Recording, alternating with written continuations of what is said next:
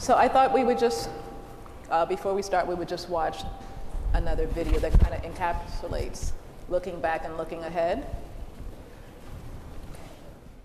But you open the door for a lot of men to say, well, all I got to do not to have any responsibility is impregnate a proud woman.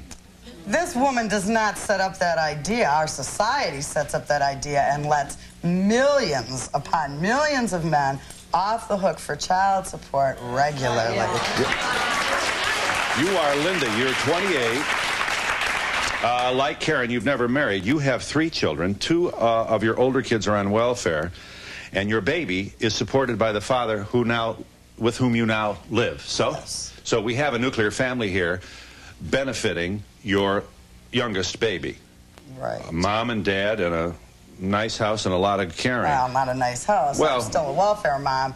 And one of the points that I'd like to make is that poor women often breed with poor men. So that even if that man wants to pay his child support and is working, he oftentimes does not make enough in order to support a family.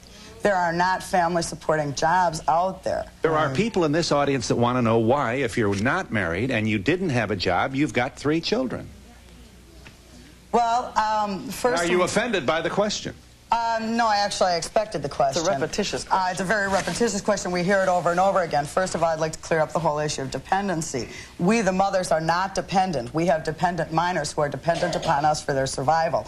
The men, the fathers, are dependent upon the government to pay their child support, which they are not paying. Non-payment of child support is the largest form of welfare fraud in the country, and it's only considered a delinquency.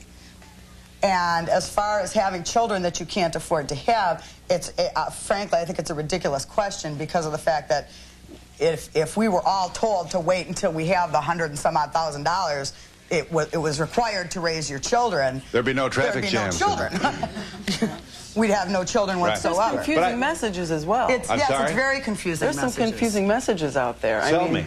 When was the last time you walked into a high school board meeting and they wanted to introduce some maybe childbirth information education? How many people went, distribution. oh no, we can't do that, we can't have that. The same people who are saying they don't want to give the money the 1 cent, and by the way, 2/3 of that 1 cent goes to the administrative costs and not to the 10 million women and children in poverty in this country. We'll talk about that in more detail later on. But I just want this audience to know your position now. This is not an accusation. Right. This is not an investigation. This is to be clear to this audience. You're on welfare. You'd rather have I assume, an income. Guaranteed child support. Well. I would like to have child support. But isn't it fair to say you'd rather have an independent source of income in which you didn't have to rely on anybody's public funds for this? But that's not the reality of your life right now. You are not rushing to get off welfare because you want to be home with your children and you think that's your priority right now. Please convey this to this audience and explain your position for us. Right. Well, I think one thing that people need to understand is that poor women live in poor neighborhoods. Poor neighborhoods are often violent and oppressive neighborhoods where we need to keep a tighter rein on our children. We don't live in the suburbs where we can send our children off and let them come home by themselves and sit there for an hour. Our neighborhoods are very violent. My 8-year-old daughter and 9-year-old son cannot walk 3 blocks to school by themselves, either to school or home from school. I have to drive them and pick them up every day or walk them and pick them up because they have gotten jumped at least weekly on the times that I have let them go to school and have been violently abused. My daughter was almost hit by a car. So you're arguing pushed out into the road. So your motherhood, your on-scene monitoring of your own family is saving tax dollars in the future, isn't it? Oh, correct. Yeah, well, and 2, the role of caregiver was always the role that was traditionally the role of mothers. Now we are told that because of the absentee fathers that we're supposed to be both full-time breadwinner and full-time caregiver. And it's a very confusing message. As you were saying, there's a lot of confusing messages. You know, don't get pregnant, but we're not going to hand out condoms. You know, if you get pregnant, don't have that baby, but don't have an abortion either. So, I mean... Congressman Lynn Woolsey joins us. Congress, here is a real live member of Congress. No kidding. Lynn Woolsey has your first term, and your district includes in California, do I understand, San Rafael and It's the two counties north of the Golden Gate Bridge, Marin and Sonoma County. Oh, I see. All right, I confused. San Rafael's in it.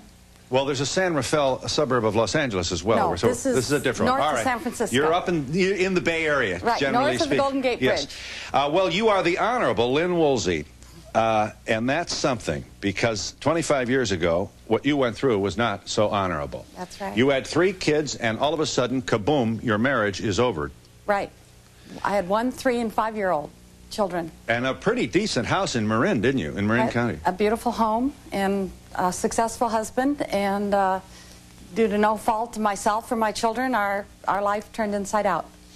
And you had to sell your house a year before it was put up for the feds came in and foreclosed on it because you weren't paying. Is that right? Not a year. I mean, A we month, got so out of it 1 week before it would have been foreclosed upon. You had no choice but to go on welfare. Well, I went to work. I went to work and earned this was 25 years ago, so $580 a month. And in order to have child care and health care and food stamps, I was going to get it, well, not food stamps, but food. I was out looking for another job, a weekend job. And a friend of mine said, have you ever heard of Aid for Dependent Children? No, I hadn't, but I learned very quickly, and that is what I needed to have the safety net I needed for my children. And now you're a member of Congress. I think you have remarried. I remarried and so, 3 years later. So personally, everything is fine, but you look back on that experience and you bring from the experience what? And how do you want to instruct Congress, not to mention all the presidents who are making all these speeches about that experience, dependency? That experience never leaves me, Phil. I mean, as a member of a city council, it was always with me. We had a homeless shelter. We had vouchers for child care. We had programs that came from my experience. The same experience comes to Congress. When I speak about welfare, the other members of Congress know that I know from where I speak. What do you say, Congressman? I say that, first of all, let's not put together a system that punishes the many for the errors of a few. I mean, don't put together a system that will kick people off of Aid for Dependent Children when what we ought to be doing is making sure we don't need Aid for Dependent Children. Yeah, go ahead. Yeah. So, we need training, we need education, we need jobs that pay a family wage. We need people to be able to, if they want to work and need to work, earn enough so they don't have to be on we welfare. love widows. Not that much. But we take care of their They're children. very poor. Widows are popular single mothers, though. Oh, single mothers, okay. We're the dirty ones. The divorced or the never married, these people. And one of the points you and others are making, if your husband dies, the widow is entitled to Social Security benefits. Until her child reaches adulthood. Until her child reaches the age of 18. And is not penalized for either marrying or working. Right. And why isn't anybody angry at those people for being dependent on Social Security? Well, there's a myth. And the myth is that women on welfare want to be on welfare. And have more kids. Right. And watch soap operas. Right. And that's not true. And that is what comes out of my voice. I am the typical welfare mother. Among other things, well... Yes, I was. I was white. I had 3 children instead of 2. And where I differed was I was really lucky. I always knew it. I had 2 years of college. I could find my way through the welfare system. I was very articulate. And I was very assertive. But I knew that most individuals in my circumstances would not be similarly equipped. Yeah, they needed a lot of help. All right, so that was discussions and debates we were having. How long ago, Linda? 30? 27 years ago, I would say, about 30, somewhere in there, yeah. And we're still talking about some of these things, but you know, it's not the hot topic it was. But before I do that, get started though, I think maybe we had each person to introduce themselves and tell us a little bit about yourself. Yes. My name's Ngozi Omegbu. I'm born and raised in Milwaukee. I went to schools here, then I graduated from Smith College in Northampton, Massachusetts. I've also attended a year of law school. I returned to Milwaukee, I would say in 2008, I've been working various jobs. I had my daughter in 2009, so I've got a daughter in K-5 and her stepbrother as well. I work in economic development here in the city, so I work for a U.S. Department of Treasury CDFI loan fund that works with small businesses and nonprofits. My name is Linda Ray. I've obviously been speaking for a long time on behalf of women and children in poverty. I consider myself somewhat of a social justice activist. I have been, I've had some college, and it's helped me to kind of be a voice for some of those people. I was, I think it was alluded to a little earlier, I was euphemistically removed from my parents' upper middle class house when I was 12 and sent to drug treatment for smoking marijuana. It was very reefer madness at the time. And so I went from having all of the privilege of an upper middle class lifestyle to having literally nothing, and being on my own at quite a young age. That, along with family history in my early 20s, began to manifest in some rather serious mental health issues. So I've been on disability. I've been working as much as I can, when I can, to be that voice for some people, because I know that I have a degree of intelligence and a degree of education that can give voice to some of those people.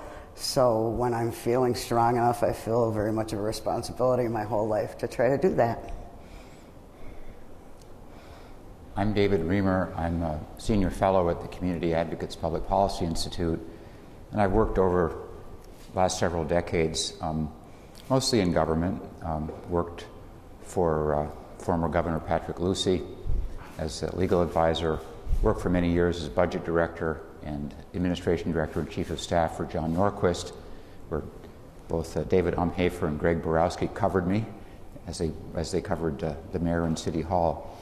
Now I've been working, I'll skip over a lot of things, I've been working at Community Advocates at the Public Policy Institute, and I'll come back to this point, but basically for the last 30 years I've been trying to develop a new way of thinking about poor people, about people on welfare, which basically boils down to the problem is the labor market.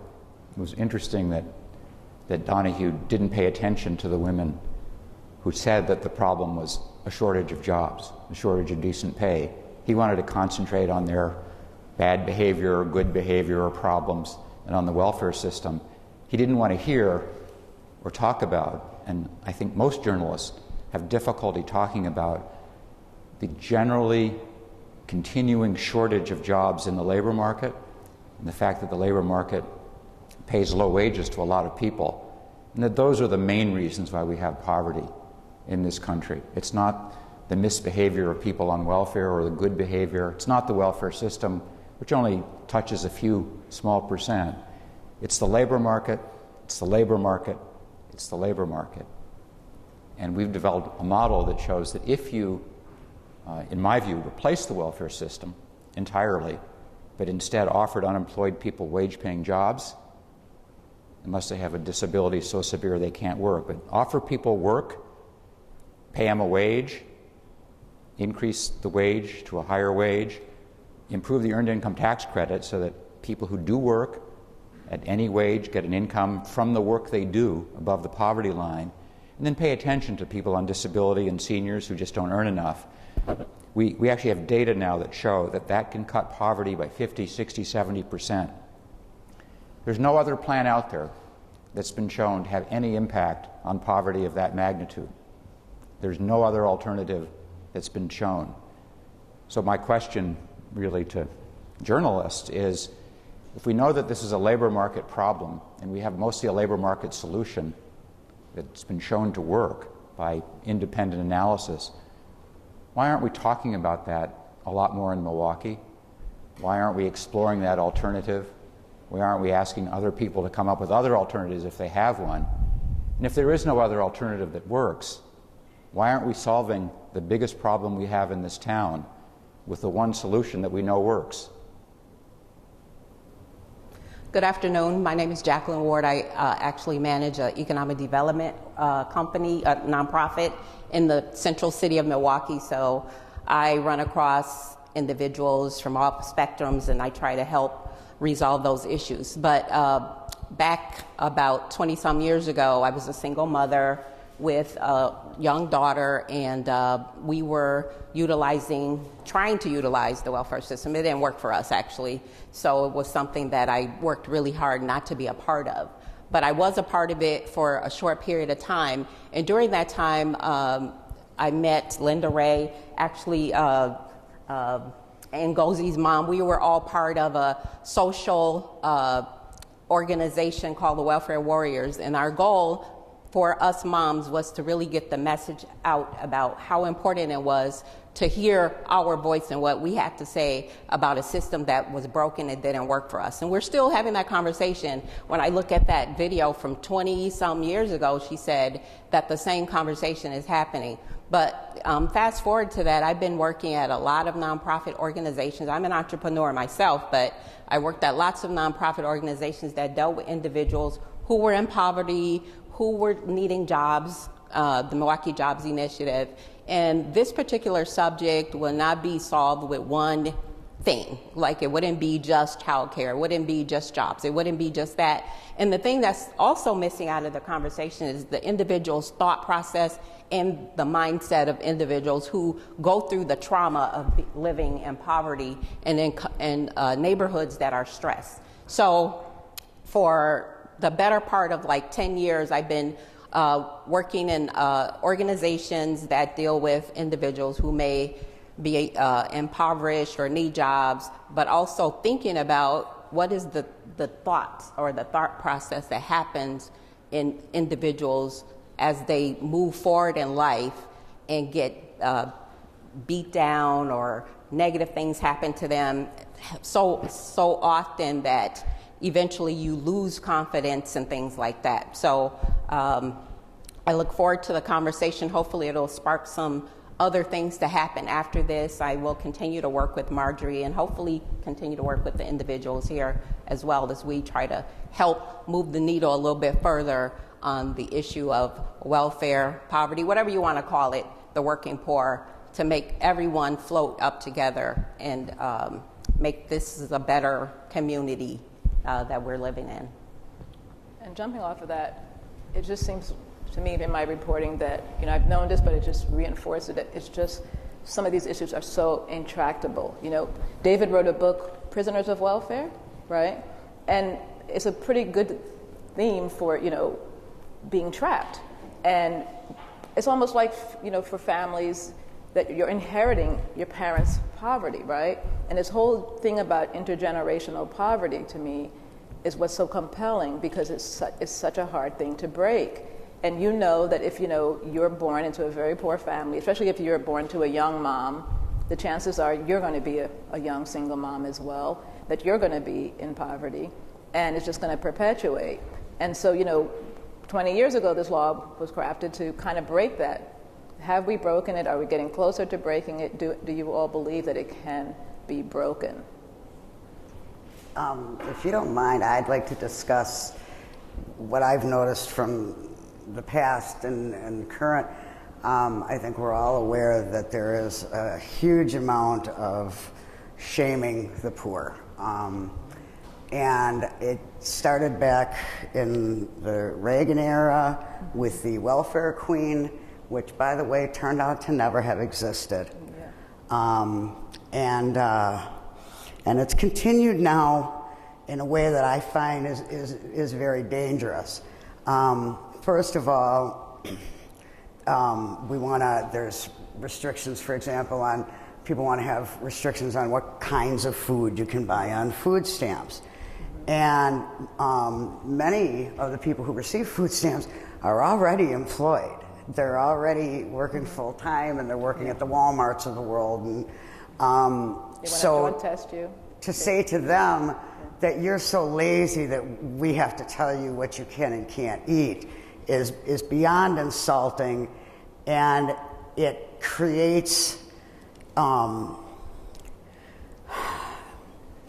so much shame within the individual that oftentimes, you know, any of us, if you're going out for a new job or you're going out and you want to put on your best face and do your best, and if you've spent a lot of months and years and hearing people talk about how useless you are, it makes it very hard to step up to that opportunity and put on your confident self. There have been times after watching some of these debates over what poor people should and shouldn't be allowed to eat, where I've literally been afraid and ashamed to go to the store. Yes, I'm poor. Once in a while, I like a treat. I'm human. So if I want to buy a candy bar, or sometimes it's the only treat I get. I don't get the option of going out to a nice dinner with people or doing things like that. So I want to get myself a little treat. Well, do I need the legislators encouraging people to mentally determine whether or not what I've chosen to purchase for myself is deserving of somebody who is either, in my case, disabled, or somebody who's already working and just isn't making enough to feed their family? You know, our children deserve treats. And I saw, in addition to the food issue that has been so prevalent lately, and I don't know if any of you have seen some of the suggestions from the state legislature as far as what you should and shouldn't be allowed to eat. Now, they would need a federal waiver to implement that, and there's very little chance that that will happen. But grown legislators sat around and determined item by item, no, you shouldn't be able to buy potatoes. Well, potatoes feed hungry bellies pretty cheaply. You shouldn't be able to buy soup. I think it has to do with the sodium content. Or shrimp. Obviously, the seafood thing has made a huge. They've even talked about meat and seafood. But it's part of a larger thing. It's not just about food. It's about, you know, drug testing.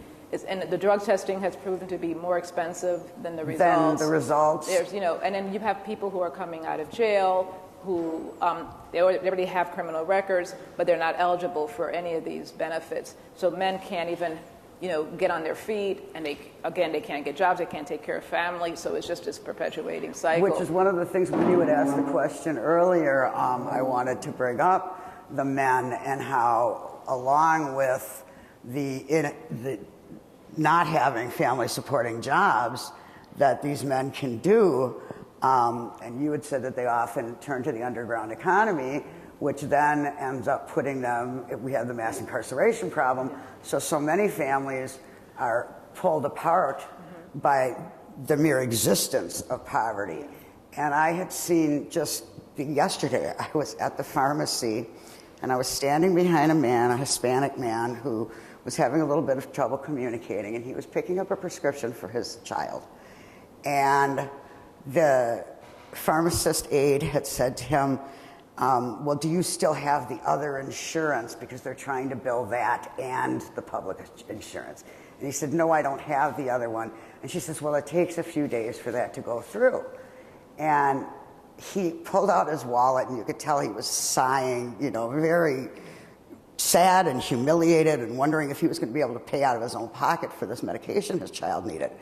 And the pharmacy aide said to him, oh, no, you can't pay for it. If you pay for it, you'll lose your insurance, because that shows that you can pay for it. And if you can pay for it, you don't need the insurance. So the poor man, I could tell, was just devastated, did not know what to do. And when I got up to the pharmacy aide, I asked her, I said, I've never heard of that. When my kids were younger, if I had a problem that was going to prevent my child from getting the medicine, I said, I think I'd borrow it from my dad. And the pharmacy aide said to me, and this is in a poor neighborhood, she deals with people like this all the time, and she said, well, if your dad can pay for your medicine, what do you need the insurance for? As if one of you decides to help out a niece or a nephew then suddenly, well, you should just pay for all of their insurance as well. So it's everywhere. It's the peeing in a cup. It's the what foods you can buy. It's this constant humiliation, and then they wonder why you can't succeed if you're always told that you're nothing. Well, you know, it's not just conversation. The stigmatizing has policy implications. And Don, you remember that study that you shared with me that showed that every time the language and the stigmas was high in a public discourse, policies followed. And I mean, you had Mitt Romney talking about the takers and the makers, right? And the doers and the 47% that do nothing. All those things sometimes, you know, fall into, you know, trickle into public policy. So it is very important how welfare recipients are viewed and stigmatized. But I think the most important thing to realize, though, that as long as we keep talking about this within the framework of welfare, we're never going to have a solution. Yep. The choices are sort of keep sticking pins in the system like they're doing now. You can't do this, you must take this test, you can't eat this unless it's a dairy product. That's an exception that they made because it's Wisconsin, dairy land. So you can eat ice cream, you just can't eat something that doesn't have dairy product in it. Or we're going to expand it. But neither of these are solutions. The solution is to get out of the trap of thinking about this as a welfare problem and think of it as a work problem. So I've been noticing up on this beautiful stained glass window here, there's the central medallion is Moses with the 10 Commandments.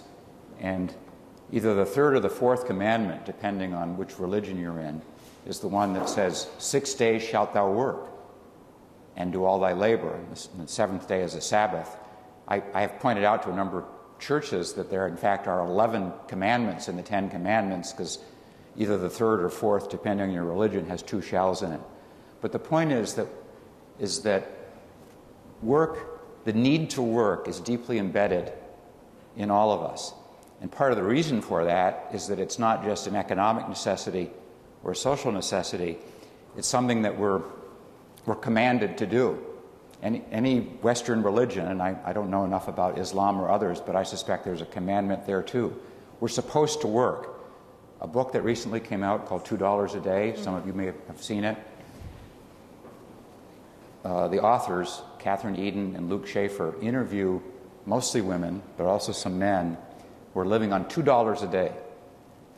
They think of themselves as workers. They don't think of themselves as welfare moms or dads or poor people. They think of themselves as workers. If that's true for people at $2 a day, it's true for pretty much everybody in poverty. So what do? We have all these people who are workers, think of themselves as workers, are commanded to work. So what do? We say to women with kids, we'll give you welfare if you don't have enough to live on, maybe, because it's not an entitlement anymore. Then we'll not give you enough of that, and then we'll take it away if you get married and work.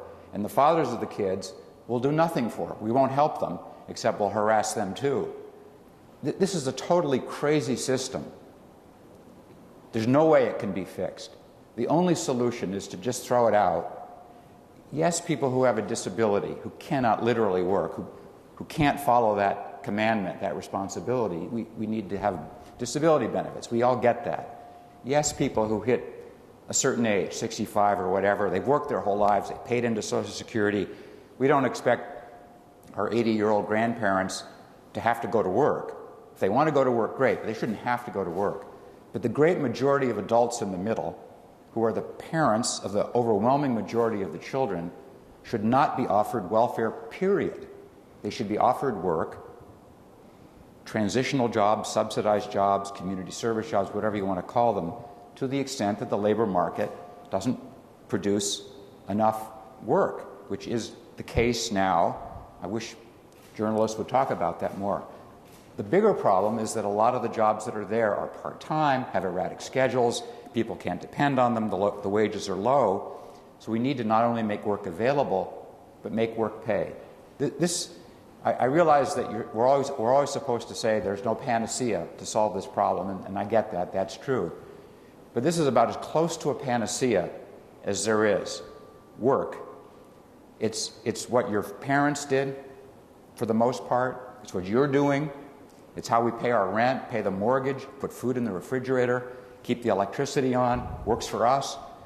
Why not offer the poor what they want and what would work for them the same way it's worked for us? Why aren't we doing that? And we know we have the model that I referred to specifically, and then I'll wrap up. We hired this outfit in Washington called the Urban Institute. They have a very sophisticated model. They call it a micro-simulation model. And we asked them to kind of wave a methodological wand over Wisconsin and say, what if everybody in Wisconsin had the chance to work in a wage-paying job, got a higher wage, got a bigger earned income tax credit, and if they couldn't work because of a disability or retirement, had a decent income. They ran that through their machine and they said, well, if you did that, you'd cut poverty in Wisconsin between 50 and 75%. But it would cost billions to do that. It would cost a lot. Billions. And we already have unemployment. But a point on that, poverty is defined as a shortage of money. That's what the poverty line is. It's this much money, and if you're below it, you're poor, and if you're $1 above it, you're not poor. We define it as a shortage of money. To say that a problem that is defined as a shortage of money could somehow be solved without spending a lot of money is ridiculous. It's like saying your job is to jump over that bar in front of you. Just don't jump over the bar in front of you, but get on the other side of it by jumping over it, but don't jump over it. I mean, it's an absurd point to say that people who don't have enough money are somehow going to get enough money by not spending money. What? I mean, I didn't go further than trigonometry in high school math, but you know, we all get that that's not going to work. Of course we have to spend the money. Where do we get it? Well, let's find a whole bunch of other things that we're spending money on that don't make sense. And, you know, I'm former city budget director, as Dave and Greg know, former state budget director. There's enough money out there that we're putting into wasteful programs, ridiculous tax loopholes, and so on. We've got to get rid of that and put it into getting the poor who see themselves as workers out of poverty through the work they want to do or are already doing. So I agree with David on the conversation about not talking about welfare, because that really is not what the issue is. And it does have something to do with poverty, and it has to do with working. But it's much more complicated. We won't solve this problem with the conversation today, but we have to start thinking broader than just work. Because if you think about a mother, we're working. And those of you who are parents, you work every single day very hard, and that's work. If you think about any of the things that we might do in our community, that's work. But we're not getting a return on that work in financial gain. We're delivering something different. So the conversation really has to be a holistic approach to how we deal with families who are not getting in income for the things that they're contributing to society. And I think that working is one of them, but we really, really, really have to think much bigger and much broader than just somebody going to work. And I'm not disputing what David says, because of course it makes sense and it's part of the solution. But the whole solution is much deeper than the conversation about just getting work. And it has to do with some of the things I found when the work I've done. I got 2 daughters, and one lives in Georgia, one's in Milwaukee, and I've been training them up to become entrepreneurs. That's very important. Teaching young people, I heard Linda Ray's daughter, I think, in the hall talking about we have to talk about financial education. We have to talk about financial literacy. We have to talk about how people are managing their day-to-day to make sure that they feel like they can be successful in things in their just basic life.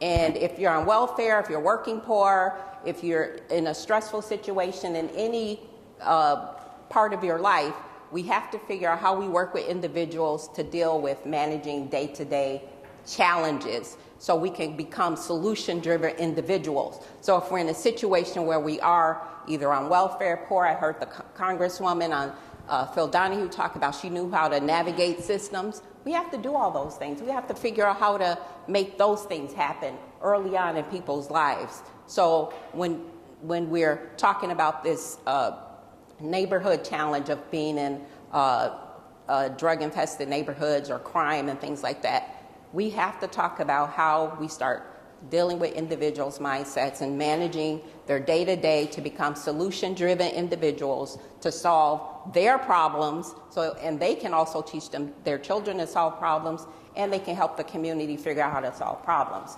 And the other thing is we're always asking individuals at Congress and politicians to solve problems, but the individuals who are being affected really needs to be a part of how to solve those problems. And that's some of the things that I've figured out, I've learned on my journey, and what I try to talk and teach other individuals with the work that I do.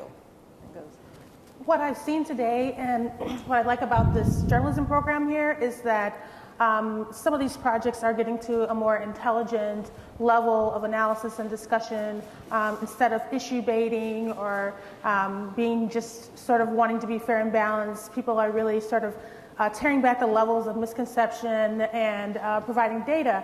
And so in talking about some of the solutions, I hope that we also get to a level of analyzing sort of the rhetoric among the people who are in poverty and also the people who are affecting policy on those things.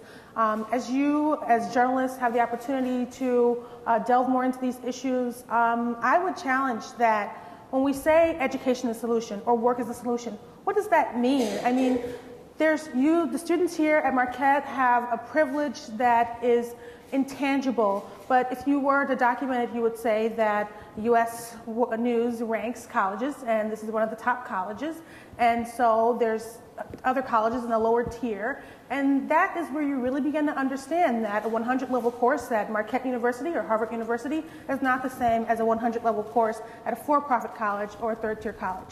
So we can say education is the solution, but what's the quality of that education? What is that education composed of? We can say that work is the solution, but what kind of work? Is it work that people want to do? Is it work that they create themselves? Is it high-quality products in a capitalistic society that other people want to buy? Or is it something that is kind of a government mandate that leaves people spinning their wheels? So I think that we have an opportunity here to ourselves participate in the discussion, in the policy, but also, as this kind of journalism supports, use knowledge, use facts, use data, and real people to peel back the layers of misconception and get to real information. So I guess that's kind of my challenge, is to further define what work is for people. I mean, small businesses employ 98% of the people in the United States, and small businesses are, I think, less than 499 employees. So if this is something where small businesses need to grow, small businesses are going to bear the cost or the expense of these kind of federal mandates. What is that going to look like to our communities, to convenience stores that service this campus, to small operators and contractors and vendors who clean our buildings? That we really have to look at how these policies affect our neighbors, ourselves as small business owners sometime, and then also those of us who need these social safety networks. I have a question for you, because I know that you have mixed feelings about the social safety networks. Do you think that welfare in itself is an impediment or an aid to breaking generational poverty? And in your own personal example through your family, because I know you're not very big on government programs. I've used welfare in my own life, and I guess part of not being big on it is that I'm sometimes even offended at the rhetoric, the tone, how these offices work, whether it's by giving people the wrong information about what qualifies and what doesn't qualify. Sometimes these things are very bureaucratically run, and they don't have goals for the people on the program as you would have for yourself. If you were thinking about what you want to do, you would say, I want to be a millionaire, run a business. Welfare offices are not trying to make you a millionaire, so they're not really supporting your goals, your personal assets in life. And so my mixed feelings are that we're not in this city, sort of, in part of not including the people who are on some of the conversation, we're not really, it's helping people, but it's almost like a Band-Aid. It's year after year, a social service agency can hand out energy assistance programs, but they're not measured by how many people they help get out of poverty. And so you say year after year, we've got so many people enrolled in this program. Food pantries measure how many boxes of food they give out at the holidays, how many families they help. But that's not really what I feel the family wanted. It wasn't what I wanted. What I wanted was a better job. I wanted a better opportunity. And so my mixed feelings are is that we, the recipients of welfare, sort of are talked down to. We are uncomfortable with it, but it's the only Band-Aid out there for us to bridge the gap. And then also, I think these institutions, they're employed by keeping the number of people in their doors. I mean, our government itself, there are people who, their whole administration is based on how many recipients come into their door. And so we almost perpetuate this in our work. And then we, the recipients, really aren't being serviced in the way to reach our goals. Linda, did you? No, I thought you were going to say something. Oh, no, go ahead. I don't want to repeat myself too much here, but I think the government has a responsibility to help people. It's the form of the help that is the issue.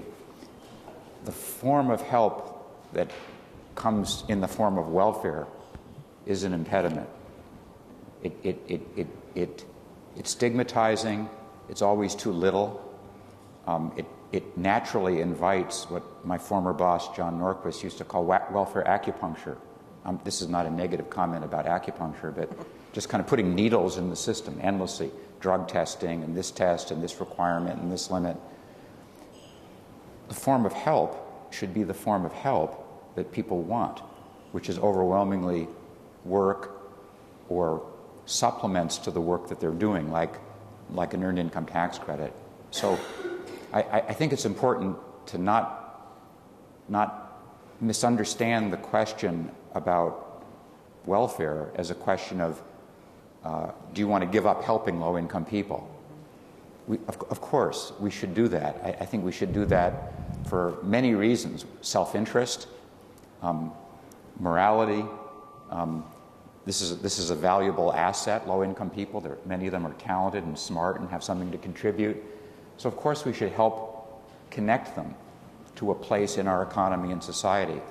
But the form of connection should be a form that resonates with our values, that resonates with their values, not one that flies in the face of their values and our values. That's the point I'm trying to make. I would like to address the work issue. I believe that, well, yes, we can all agree that having a decent job is the best way to support a family. We also all know that there's been increasing wage disparities, that people who are working full-time are still not staying above the poverty line. I'm a little concerned when I hear people say that work is the entire answer if it doesn't address the fact that at the same time we're saying go out and work, we're also saying, well, you don't have to pay your workers enough. I've seen recently statistics that show that when I was going to school in the early 80s, somebody could work 4 hours a day and pay for their college, and now somebody would have to work 17 hours a day at minimum wage, which of course can't be done while still going to college. So there are a lot of barriers to work. And the other thing that I've been trying to point out for many years is that we worry about our neighborhoods and our communities, and yet we don't value motherhood as work. And so we're trying to take every mother out of the community and send them off to work. And then at the same time, we're saying, well, what's going wrong with our children's generation? Why are the children not being supervised? Well, it seems to me the answer is pretty obvious when you look at both sides. So I think that what Jacqueline was saying is trying to define work and what is important to our communities, not just as something that is a paid. The very conservative Milton Friedman and Richard Nixon talked about a negative income tax and making sure that everybody had a minimum support level and then working from there. With welfare, the minute you use, the two best vehicles out of poverty are marriage and employment, and you're punished for both of those immediately. Whereas when he was talking about the widow, how we love the widow, if the father of my children had I'm going to jokingly say it, but had done me the favor of dying, I would have then been able to work without losing any of my government child support. I could have made $100,000 a year and still gotten what they were entitled to from his Social Security from his death. I would have also, if he had died, I would have also gotten that money, that child support, that government child support, and still been able to work without losing any of that. So I could have improved my children's lives rather than just trying to be gone 8 hours a day in order to stay at the same or maybe slightly above. Do you understand the point that I'm making here? Is that it's very easy to say that work is the answer, but a lot of the people who receive particularly food stamp benefits are already working full time. Yeah. So that's not the answer for, there's got to be, minimum wage answers, and we've got to say that some of the work that's done within communities is valuable to the community as well. Okay. Why don't we have maybe one or two questions quickly? Anybody? I have a question. I just wanted to know your perspective. Sorry. I just want to know your perspective on why the discourse has become so controversial about welfare again. Obviously, it always has been. I don't know, if it's a Tea Party thing, but if you think about during the Great Recession, you did not hear as much about it, but now it's cropped up again. Maybe it's a presidential election. I just wonder where this sort of groundswell to treat this as sort of a really, it's a top issue, but as this controversial issue came from. There's a word out there called bullies, and when you think about individuals who don't have as much as others, whether they're poor, whether they're moms, whether they're disenfranchised, there's a bunch of bullies that want to use them as their reason to get what they need and what they want. So if you think about that word bully, and you think about individuals who have been stigmatized and named certain things, they're easy targets to change legislation to fit whoever's trying to get in power, who's ever trying to gain something that they want, their own opinion.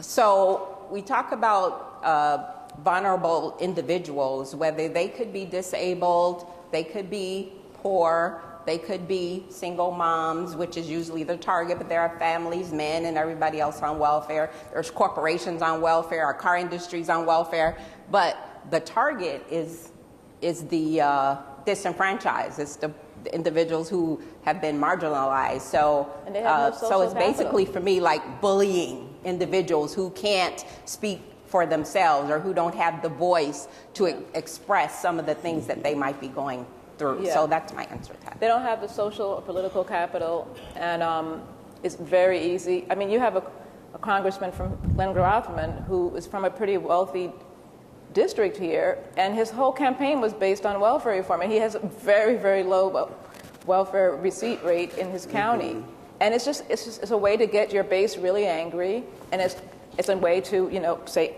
those people who we're talking about. And it just seems it's very successful. They do it all the time. Oh, I'm sorry. I'm sorry. Go ahead. Hi. So quick question. I'm really into the economic part of the situation. So my question is addressing the job market problem and solution that the panel was referring to. Considering that with the increasing deficit of the Milwaukee budget and the overall negative outlook on the Wisconsin budget, how can we bring about jobs without the necessary aid to spur on that job creation? How can we create more jobs? Yes, I mean, we don't have the budget right now to do so, and without the aid, how can that be done? Well, we should just stop spending money on stuff that doesn't make sense. I mean, I'll give you an example. Ridership is declining on our road system. People are spending less money per gallon because fuel economy is up. And yet the highest priority of the governor and the legislature is to borrow money from the general fund to widen roads even though fewer people are driving. That's crazy. That's kind of, it's a kind of socialism gone amok. Spending on a huge government program, because all these roads are government operated and run and built, by borrowing money. That's a crazy priority. Let's take some of the money that would otherwise go into that and put it into something we need. Let's create jobs for people in Milwaukee, helping neighborhoods. This can be done. I summarized this program at the Urban Institute a couple years ago, and one of the persons there was a man named Eugene Steuerle. He was the advisor to President Ronald Reagan in putting through the 1986 tax reform. So he's an economist, he's a conservative, his credentials are with the Reagan administration. And he listened to our program and he said, yeah, this makes sense, and I'm not worried about the cost. This isn't a matter of not having the money, it's just a question of having the will to spend it. I'll give you one more quick example about this. How many of you remember the big tax increase that many of you in this room experienced in January of 2013? One of your taxes went up 50% if you were working that year. You remember what happened? Well, because time's running out, I'll go real quick through this. As part of the Recovery Act, earlier, they cut the share of tax you paid for Social Security from 6% down to 4%. The idea was to leave more money in your hands to stimulate the economy. But the law said in January 2013 it would go back from 4% to 6%. And that's where it is now. It went back. Okay, 4% to 6%, that's a 50% tax increase on a tax that for an awful lot of people is one of the bigger taxes they paid. Now, does anybody in the room who was earning money at the end of 2012 and into 2013 remember exactly how much your taxes went up because of this 50% tax increase? Did any of you, Dave Umhafer, this happened to you, you were an employee of the Journal Sentinel. How much did your tax go up? I get to interview the journalist. Who's doing the interviewing? Like Jimmy Stewart says. Right? Did you make any changes in your behavior when one of your taxes went up 50%? Only one person answered that question. A graduate student at Columbia said he started bringing bag lunches. The point I'm trying to make is that this whole program that we're talking about could be financed by something of that order of magnitude. Now, I'm not saying that's what we should do, but this is not a budget problem. This is an ethical problem. It's an understanding why people are poor problem. It's a matter of will. If we want to do this, we could come up with the money without a lot of difficulty. David's correct. We're going to leave it there. Thank you. Let's thank our audience, please. Thank you.